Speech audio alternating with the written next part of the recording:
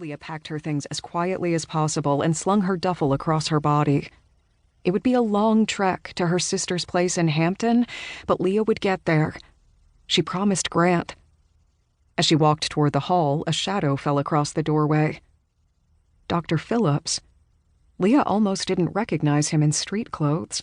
With running shoes, jeans, and a sweatshirt, he looked a decade younger.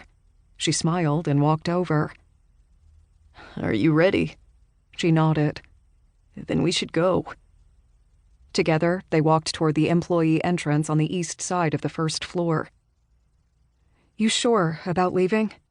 Dr. Phillips glanced at Leah. "Of course. Aren't you?" Leah hesitated. "They could use our help." "I'm sure that's true, but I've pulled a 48-hour shift and you worked 20 at least. We need to go home to our families. They need us too." Leah turned to look behind her. The hospital had quieted overnight. Without the usual influx of ambulances and EMTs, the ER was almost peaceful. "I guess you're right." Dr. Phillips opened the door and Leah stepped out onto the sidewalk. She stopped and tapped her head. "I forgot my car's in the deck. I should check to see if it starts." "It won't." Dr. Phillips took off walking down the sidewalk, and after a moment, Leah caught up. "I've been awake for a while. I talked to the staff. No one's vehicles work. I tried mine. No luck." "But someone said older cars still functioned."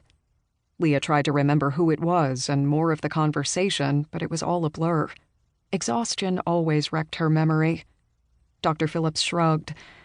"Maybe we'll get lucky and find one. Until then, we're walking." Leah cast a sideways glance at the doctor as they walked. Without his lab coat, she could see he kept in shape. Strong legs, capable arms. The wrinkles around his eyes and the highlights in his brown hair spoke of time in the sun. "So where do you live?" "On the north side of town, just past the malls. You?" "Outside the perimeter, but I'm heading to my sister's place in Hampton." Dr. Phillips whistled. "That's 40 miles. "I know." "We'll need to find a car." "Dr. Phillips, I don't—" He stopped walking. "Andy. Call me Andy." Leah opened her mouth but turned the shock into a smile. "Leah." "Nice to meet you, Leah." The doctor stuck out his hand and she shook it with a laugh. "Now, what's this about not finding a car?" She tucked a strand of hair behind her ear and resumed walking. "I don't know if I'm ready to start stealing." Andy nodded. "Fair enough."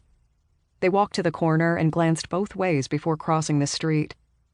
8 in the morning on a Saturday, downtown was ordinarily a ghost town. Today, cars littered the street, stalled out from the EMP the night before. People slept in their back seats, still wearing suits from their fancy jobs in the high-rises all above them. One woman sat in the driver's seat of a BMW, pushing the start button over and over. Leah and Andy avoided her as they snaked through the tangled mess. They turned the corner and headed north toward Midtown. "So, tell me about you." Leah snorted. "Me? I'm boring." "Nonsense. There's got to be something." Leah ran through the basics. "I've worked at Georgia Memorial for 3 years. I'm married, no kids. Live just outside the city in a cookie-cutter subdivision." She shrugged. "See? Dull as a doornail." Andy gave her a nudge. "Come on. Think bigger. What do you do for fun?" She smacked her lips. "Read?" "There we go. What types of books? You strike me as the thriller sort." "You'll laugh." He fixed the doctor look on her, the one that gets patients to tell them everything. She blurted it out. "Romance novels." Andy laughed.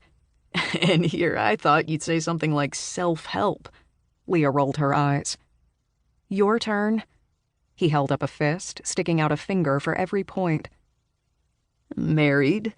Live about 5 miles due north in an overpriced house in a good school district. 2 fur kids, but we're trying for the real deal. My wife's name is Marley, but if you call her that, she'll shiv you." Leah laughed. I like your wife already. Everyone does. His tone turned somber.